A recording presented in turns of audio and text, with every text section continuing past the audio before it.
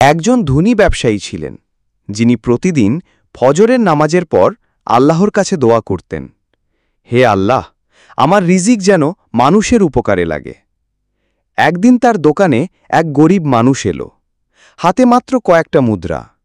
সে লজ্জিতভাবে বলল, ভাই, এই টাকা দিয়ে হয়তো কিছুই পাব না, কিন্তু আমার বাচ্চারা না খেয়ে আছে।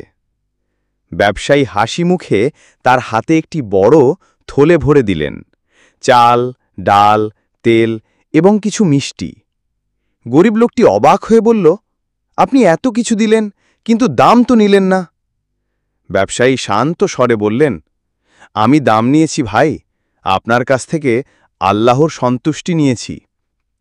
গরিব লোকটির চোখে পানি চলে এলো। সে দোয়া করল, আল্লাহ আপনাকে আরও বরকত দিন। দিন শেষে ব্যবসায়ীর হিসেব দেখে তার সহকারী বলল, আজ তো আমরা বিনামূল্যে অনেক কিছু দিয়ে দিয়েছি, তবুও লাভ আগের দিনের চেয়ে বেশি।